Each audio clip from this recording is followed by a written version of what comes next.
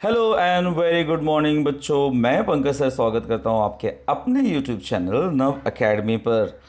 बच्चों, problem set 3 के ये आखिरी सेट, जी हाँ, फॉर योर मार्च 2021, जो कि बेस्ड है 3.3 और 3.4 पर। बच्चों 3.1 और 3.2 के बेस्ड सम हमने कर लिए हैं। 3.3 और 3.4 पर बेस्ड होने का मतलब यहाँ पर होगा साइक्लिक क्वाड्रिलेटरल, यहाँ पर होगा इंस्क्राइब्ड एंगल, यहाँ पर होगा करस्पॉन्डिंग आर्क्स, करस्पॉन्डिंग कॉर्ड्स, यही सब बातें इसके अंदर होंगी। तो चलिए शुरू करते हैं। बहुत बहुत बहुत इंपॉर्टेंट एक्सरसाइज है। तो इसकी शुरुआत हो जाती है 12 नंबर सम से।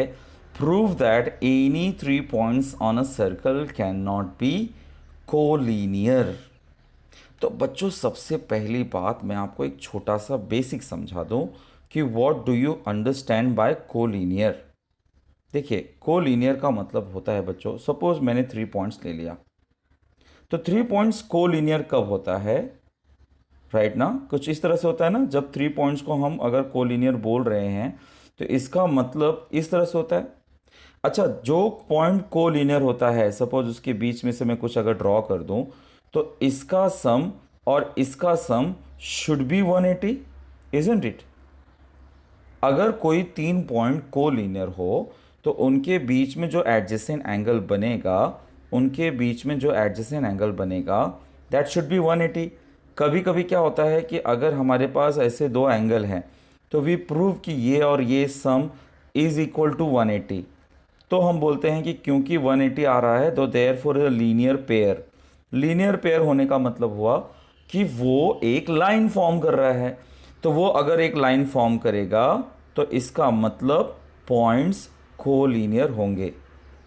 अगर बच्चों कोलीनियर नहीं होगा, सपोज इस तरह से होगा, इस तरह से होगा, इस तरह से होगा, तो इस तरह से ज्वाइन होगा और उनके इंटरनल एंगल का सम जो होगा वो कभी भी 180 नहीं आएगा।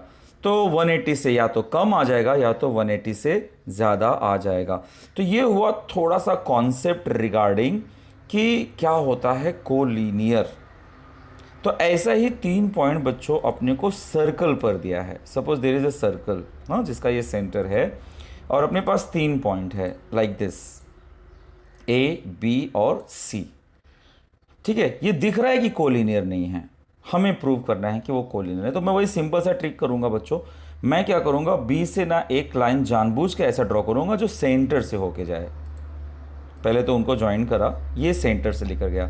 सेंटर से ले जाने का फायदा क्या है? अच्छा, मैं कहीं भी वो 3 पॉइंट लूंगा तो मैं बीच वाले को सेंटर से पास कर सकता हूं, right, anywhere if I take. अच्छा बच्चों, एक चीज़ तो श्योर है कि अगर मैं इसको मिला दूं तो ये तो 90 डिग्री देगा। क्यों? क्योंकि ये सेंटर से पास हो रहा है, मतलब ये डायमीटर है और डायमीटर में जो सर्कल बनता है दैट इज 90 डिग्री। सो इसका मतलब ये 90 डिग्री होगा और ये भी 90 डिग्री होगा, like this, like this, right बच्चों। अच्छा, 90 डिग्री के ट्रायंगल में, यानी कि राइट एंगल ट्रायंगल में ये 90 डिग्री है तो बाकी दोनों अक्यूट एंगल होते हैं। छोटी सी प्रॉपर्टी है बच्चों, यू शुड नो इट। तो अक्यूट एंगल होता है, मतलब ये एंगल, कौन सा एंगल, ए बी, जैसे इसका नाम दे दूं मैं, अगर इसका नाम कुछ हो सकता था, ए बी सी डी, शायद थोड़ी देर में आ जाएगा। तो बच्चों ये वाला एंगल 90 से लेस होगा, ये एंगल भी 90 से लेस होगा। तो 90 से लेस, 90 से लेस मतलब 180 से लेस। अगर मैं टोटल ए बी सी की बात करूं तो ए बी सी इज 180 से लेस। और अगर वो 180 से लेस हो गया मतलब वी प्रूव्ड कि ये कोलिनियर नहीं है बच्चों। ये देखिए कुछ इस तरह से। सो वेरी इजी तरीके से इसको कर सकते हैं बच्चों। एक्सक्लूसिव आपको यहीं पर मिलेगा ये method. So join B A B C, ठीक है, ये सब कर लिया हम लोगों ने, डायमीटर्स को ज्वाइन कर लिया। Now proof, B D is a diameter, so B A D will be 90, वीट है। So B A D is a right angle. इसका मतलब ये जो एंगल है ये तो 90 से लेस है, कंफर्म है, ए बी डी। सिमिलरली हम कह सकते हैं कि सी बी डी भी जो है वो 90 से लेस है। अगर हम उनको ऐड करें तो ऑब्वियसली 90 प्लस 90 180 से लेस हो गए, 180 से लेस हो गए। इसका मतलब A B C are not collinear point.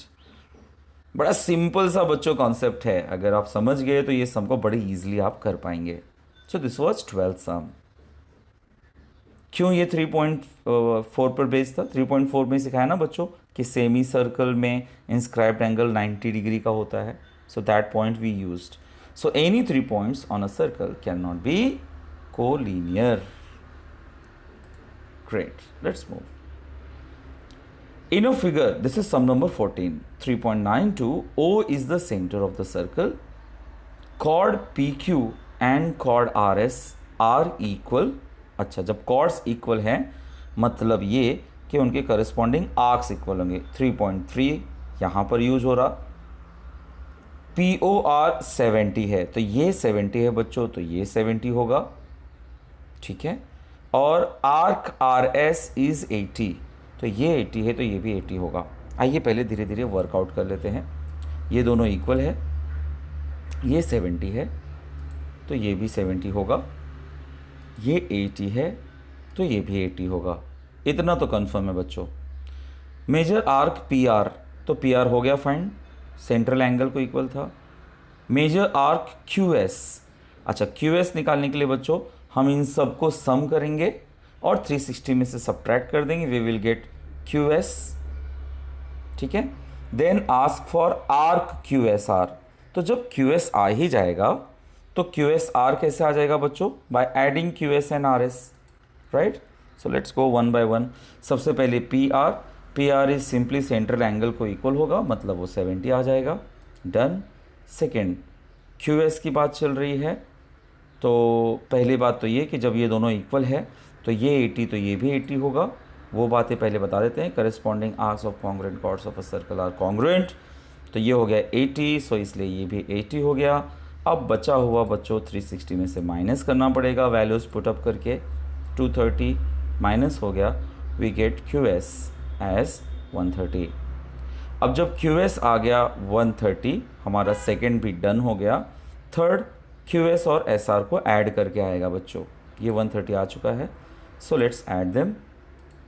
Arc addition property कहेंगे उसे। 130 plus 80 is 210, so that's how we completed this one. 14th, बहुत इजी ट्रिक है बच्चों। अगर आप 3.3 3.4 को रिवाइज करके ये मेरा वीडियो देख रहे होंगे तो ये आपको बहुत इजी जाने वाला है। 17, वेरी ब्यूटीफुल सम अगेन बच्चों। E F is parallel to G H, E F is parallel to G H. तो बच्चों एक चीज़ कन्फर्म है कि ये जो ई एफ जी है और एफ जी एच है, ये दोनों इसलिए इक्वल है क्योंकि वो देखिए इस तरह से ये पैरेलल है ना, और ये इसका एक ट्रांसवर्सल है, तो ये एंगल और ये एंगल इसलिए इक्वल होगा क्योंकि वो होंगे ये अल्टरनेट एंगल, राइट। ये अल्टरनेट एंगल हो गया, इसलिए वो इक्वल हो गया। अच्छा, लेकिन E F G will be half of E G because that is inscribed angle theorem ना। ये जो एंगल है बच्चों वो आर्क ई जी का हाफ होगा, ये जो एंगल है वो आर्क एफ एच का हाफ होगा, करेक्ट, डन। तो जब ये दोनों एंगल इक्वल है बच्चों तो ये दोनों आर्क इक्वल हो गए क्योंकि हाफ ऑफ कैंसिल हो जाएगा, so E G will be equal to F H, right. Arc जब इक्वल हो गए बच्चों तो उनका करस्पॉन्डिंग कॉर्ड इक्वल होगा, so therefore E G is congruent to chord FH by the property of corresponding chords of congruent arcs. Very nice sum बच्चों, 3.3 पर based है ये। 19th sum, very beautiful again। 3.2 में आपने सीखा था कि अगर सर्कल टचिंग हो तो उनके सेंटर्स और टचिंग पॉइंट लीनियर होते हैं, एक तो वो यूज हो गया। 3.4 में आपने सीखा है कि अगर डायमीटर कोई भी एंगल इंस्क्राइब्ड करे, देखिए कुछ इस तरह से, तो वो 90 डिग्री होगा। और एक 3.1 में यानी कि 9th का आपने बेसिक सीखा हुआ है कि perpendicular drawn from centre to chord bisects the chord, इसका मतलब E A is equal to A B. तो देखो कितने सारी चीज़ों का मिक्स है। अब आपको सिंपल सा बात याद रखना है कि छोटे ट्रायंगल में ये डायमीटर है इसलिए ये 90 डिग्री, बड़े ट्रायंगल में ये ऐसा पोजीशन है कि सेंटर से कॉर्ड पर परपेंडिकुलर ड्रॉ किया है, इसलिए the perpendicular drawn from centre to chord bisects the chord, therefore E A is equal to A B. So this is the all situation बच्चों। Circles with centre C and D touch each other internally. To prove ये है, join कर दिया सब कुछ। Let's begin. E C D एक line में इसलिए है क्योंकि थ्योरम ऑफ टचिंग सर्कल है, लेकिन ई डी तो डायमीटर है of smaller circle, hence E A D is 90 degree and therefore we can say कि D A is perpendicular to the chord A B. अब हम जानते हैं कि perpendicular drawn from centre of the circle to the chord bisects the chord, therefore segment E A is congruent to segment A B. बहुत बहुत बहुत easy और बढ़िया सम है बच्चों। ये सिर्फ सर्कल देखकर अगर आप डर जाते हैं तो अलग बात है, अदरवाइज अगर आप इसे रीड कर गए, वेरी नाइस सम। 20th सम। 20th सम थोड़ा सा इंटरेस्टिंग है बच्चों। 20th सम को बताने से पहले एक छोटा सा कॉन्सेप्ट मैं आपको पहले समझा दूं। छोटा सा कॉन्सेप्ट ये है बच्चों, परपेंडिकुलर बाइसेक्टर का कॉन्सेप्ट है। अगर कोई सेगमेंट है और अगर उसको परपेंडिकुलर बाइसेक्टर ड्रॉ किया, परपेंडिकुलर बाइसेक्टर मतलब हाफ किया, तो any point taken on the perpendicular bisector is always equi distant. ठीक है बच्चों, देखिए मेरा कहने का मतलब है, अगर ये सेगमेंट ए और सेगमेंट बी है और इस पर अगर मैं परपेंडिकुलर बाइसेक्टर ड्रॉ करूं और इस पर सपोज पॉइंट पी ले लिया मैंने, तो पी से ए का जो डिस्टेंस होगा वही पी से बी का डिस्टेंस होगा। अगर इसमें मैं पॉइंट एक्स ले लूँ तो पॉइंट एक्स से ए का जो डिस्टेंस होगा वही एक्स से बी का डिस्टेंस होगा। इसको कहते हैं परपेंडिकुलर बाइसेक्टर का प्रॉपर्टी। ये सिर्फ आप याद रखिए, अभी इसमें काम आने वाला है। चलिए धीरे धीरे समझते हैं। हमें प्रूव करना है कि ए डी, ध्यान रखिए, A D is congruent to B D. इस पर्टिकुलर सम में हम क्या करने वाले हैं कि A D is equal to B D तभी इक्वल होगा अगर ओ डी परपेंडिकुलर बाइसेक्टर हो। यानी मुझे ये प्रूव करना है कि क्या O A is equal to O B है, साथ ही साथ मुझे देखना है कि क्या ये 90 डिग्री है। तो अगर ये 90 डिग्री हो जाए, O A is equal to O B हो जाए, तो ये हो जाएगा परपेंडिकुलर बाइसेक्टर। तो परपेंडिकुलर बाइसेक्टर का कोई भी पॉइंट सेगमेंट से इक्वी डिस्टेंस पर होता है। तो देखो बच्चों, O A is equal to O B तो है बिकॉज दे आर रेडियस, और ये 90 डिग्री क्यों होगा, इसीलिए हमें मेहनत करनी है, जिसके लिए एक्टिविटी कर रहे हैं। वो कह रहा है draw a segment O D, we did. Now A C B, where is that बच्चों, ये रहा। Don't you think this will be 90 degree because this is the diameter, so it should be 90 degree. ये diameter है तो वो 90 degree होगा। So angle inscribed in the semi circle, पूरा ठीक से ऑब्जर्व करिए, ये 90 डिग्री आ गया।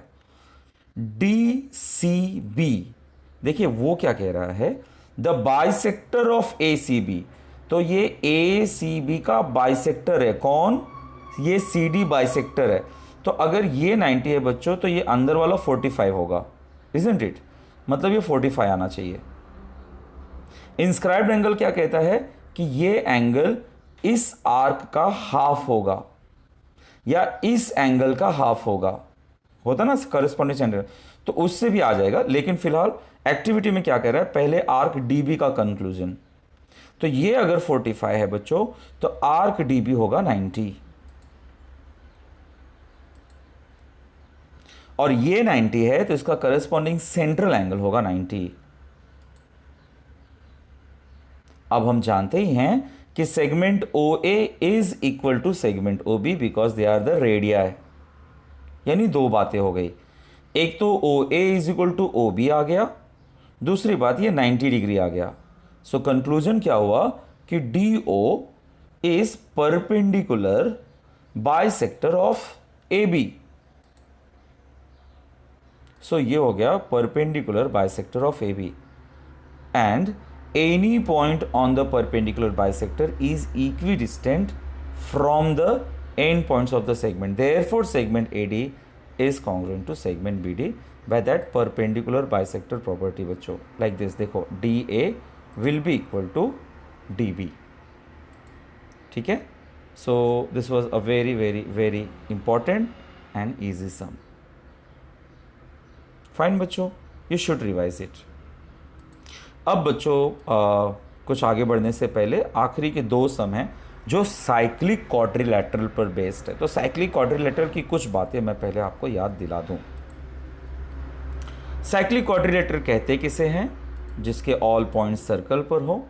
साइक्लिक क्वाड्रिलैटरल में जो एक्सटीरियर एंगल होता है वो अपने बाजू वाले एंगल को, ऑपोजिट एंगल को इक्वल होता है।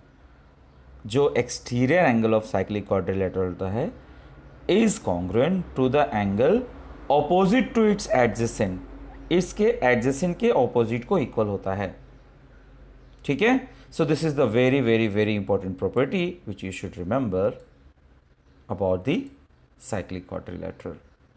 आइए देखते हैं 23rd सम। In the figure 3.101 two circles intersect at point M and N. Secants drawn through M and N intersect the circles at point R, S, P, Q respectively. So that figure is given. हमें prove करना है कि segment SQ is parallel to segment RP. बड़ा easy है बच्चों। देखिए, अगर हम इस तरह से कंस्ट्रक्शन कर दें और अगर हम ऑब्जर्व करें कि ये एंगल और ये एंगल इक्वल होंगे। मैंने अभी पिछले पेज पे सिखाया कि जैसे ये साइक्लिक क्वाड्रिलैटरल है, कौन? RMNP, ये साइक्लिक है। तो साइक्लिक क्वाड्रिलैटरल में जो एक्सटीरियर एंगल होता है वो अपने बाजू वाले के सामने वाले को इक्वल होता है। एक चीज़ ये तो कन्फर्म है। दूसरी बात बच्चों, ये भी साइक्लिक क्वाड्रिलैटरल है, तो साइक्लिक क्वाड्रिलैटरल में ऑपोजिट एंगल्स आर सप्लीमेंट्री। मतलब ये एंगल और ये एंगल 180 होगा, तो क्या मैं ये कह सकता हूँ कि ये एंगल और ये एंगल भी 180 होगा, because that is equal to this. और अगर किसी दो सेगमेंट के इंटीरियर एंगल्स का सम 180 हो तो वो लाइन पैरेलल होता है, राइट। जैसा कि मैं हर बार कहता हूँ, पैरेलल प्रूफ करने के तीन ही तरीके हैं, अल्टरनेट, करस्पॉन्डिंग, इंटीरियर। तो यहां पर काम क्या आएगा? इंटीरियर एंगल काम आएगा बच्चों। सो बाय दैट इंटीरियर एंगल का सम इज 180, ठीक है। सो वही चीज़ें हम यहाँ पर लिखने वाले हैं। प्रूफ, RMNP एक साइक्लिक क्वाड्रिलैटरल है, इसलिए जो MNQ है जो कि एक्सटीरियर एंगल है will be equal to MRP। यहाँ पर ये भी साइक्लिक क्वाड्रिलैटरल है, इसलिए MNQ plus MSQ is 180। MNQ की जगह पर हम अब MRP लिख सकते हैं फ्रॉम 1, यानी कि हम प्रूव कर पाए कि MRP plus MSQ is 180। So they are the pair of interior angles for the lines SQ and RP and hence SQ is parallel to RP। यानी साइक्लिक क्वाड्रिलैटरल का ये एक्सटीरियर वाला एंगल प्रॉपर्टी अगर आपको पता रहेगा बच्चों, तो this sum is going to be very very very easy. Good. Cyclic quadrilateral के बारे में और क्या जानते हैं आप? यही जानते हैं कि एक तो साइक्लिक क्वाड्रिलैटरल आप शक्ल से पहचान जाते हैं कि भैया अगर वो सब कुछ सर्कल पर है तो उसे साइक्लिक क्वाड्रिलैटरल कहते हैं, अपोजिट एंगल सप्लीमेंट्री होता है। लेकिन अगर सर्कल ना दिया हो तो आप इसका कन्वर्स यूज़ करते हो। कन्वर्स मतलब ये कि सिर्फ आप ये चेक करते हो कि क्या ऑपोजिट एंगल का कोई भी पेयर, इफ अ पेयर, एक सिंगल पेयर भी ऑपोजिट एंगल्स का अगर आपको सप्लीमेंट्री मिल जाए यानी कि 180 मिल जाए, तब उस क्वाड्रिलैटरल को साइक्लिक क्वाड्रिलैटरल कहते हैं। दूसरा, साइक्लिक क्वाड्रिलैटरल पहचानने का ये भी एक तरीका है कि सपोज कोई एक सेगमेंट है, if 2 points on a given line like this subtend equal angles at two distinct points which lie on the same side of the line. Same side of the line पर suppose ये आपके पास दो point हैं और यहाँ पर अगर वो दो congruent angles बना रहे हैं, अगर 2 points on a given line subtend equal angles at two distinct points which lie on the same side of the line, then they are concyclic. Like this. आपको समझने के लिए जैसे यहाँ पर फिलहाल तो ये कंडीशंस हैं, तो कौन साइक्लिक का मतलब हुआ कि वो हुए पूरे के पूरे एक सर्कल पर। यानी कि ऐसे भी अगर मैं बी सी ज्वाइन कर दूं तो ये भी एक साइक्लिक क्वाड्रिलेटरल हो जाएगा। फिलहाल कौन साइक्लिक का फ़ायदा क्या उठाएंगे कि हम बता पाएंगे कि ये एंगल इक्वल है। बच्चों अब ये दो प्रॉपर्टी पर होने वाला है हमारा सम नंबर 25। Get ready. यहाँ पर मैं इससे पहले कि और कुछ समझाऊं, सबसे पहले मैं ये समझा दूं कि मैं इसमें साइक्लिक क्या क्या लेने वाला हूं। सीधा मुद्दे की बात करता हूं बच्चों में। साइक्लिक बच्चों ऐसा है कि एक ये वाला देखिए आप, क्या हम इनको साइक्लिक कह सकते हैं? F 90 है, E 90 है, तो इनका सम 180 हुआ। यानी कि एक तो मैं इसको साइक्लिक बोलने वाला हूं, किसको? AEOF को साइक्लिक बोलने वाला हूं। दूसरा बच्चों जरा ऑब्जर्वेशन ध्यान दे दो, AEB और ADB, मैं इनको साइक्लिक लेने वाला हूं बच्चों। ये साइक्लिक क्यों होंगे? क्योंकि अगर आप देखें तो AB एक लाइन है और इनके एक तरफ ये 90 बना रहा, एक तरफ ये 90 बना रहा है, मतलब ये दोनों एंगल इक्वल है। तो जब ये दोनों एंगल इक्वल हैं तो इसका मतलब this is going to be cyclic. अब मैं धीरे धीरे पूरा सिचुएशन समझा देता हूं बच्चों कि क्वेश्चन क्या है। क्वेश्चन कह रहा है कि O is the ortho centre. Ortho centre क्या होता है बच्चों? जब ऑपोजिट वर्टेक्स से परपेंडिकुलर्स ड्रॉ किए जाते हैं, तो जो परपेंडिकुलर्स होते हैं वो एक दूसरे को जहां इंटरसेक्ट करते हैं, परपेंडिकुलर्स, हाँ, एल्टीट्यूड्स जहां एक दूसरे को इंटरसेक्ट करते हैं, उसे हम ऑर्थो सेंटर कहते हैं। पर वो तो गिवन है। हमें क्या प्रूव करना है कि O is the in centre of DEF। DEF है किधर? ये रहा DEF। इन सेंटर प्रूव करना है। इसका मतलब क्या प्रूव करना है? हमें प्रूव करना है कि इन सेंटर बोलते हैं किसको बच्चों? जो एंगल बाइसेक्टर को कोइंसिडेंट पॉइंट होता है। मतलब मुझे ये प्रूव करना है कि जो EO है और जो FO है और जो DO है ये एंगल बाइसेक्टर हैं। ठीक है, कैसे प्रूव करेंगे वो थोड़ी देर के बाद देखता हूँ, मैं आपको समझाता हूँ। पहले देखिए, मैं ये जो रेड बॉक्सेस हैं, ये ट्राइंगल देखिए, क्वाड्रिलेटरल देखिए, AEOF। इसमें बच्चों अगर आप ऑब्जर्व करें तो इसको हम साइक्लिक कहेंगे। क्यों साइक्लिक कहेंगे? क्योंकि ये 90 है और ये 90 है, तो अपोजिट 180 हो गया। अच्छा, साइक्लिक होने का फ़ायदा क्या हो गया बच्चों? कि हम कह सकते हैं कि ये एंगल और ये एंगल, कौन से? ये एंगल और ये एंगल है ना, ये जो रेडिश बन गया, इसको भी मैं x कह सकता हूँ और इसको भी x कह सकता हूँ। क्यों? क्योंकि inscribed in the same arc. एक चीज़ तो ये हो गया।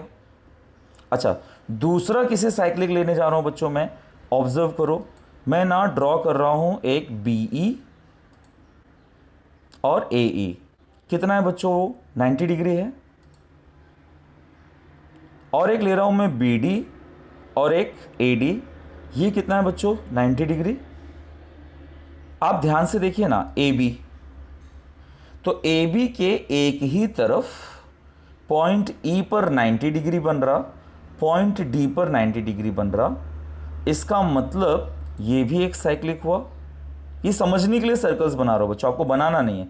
सम मैं अगले पेज पे सॉल्व करने वाला, यहां पर हम सिर्फ एनालाइज कर रहे हैं।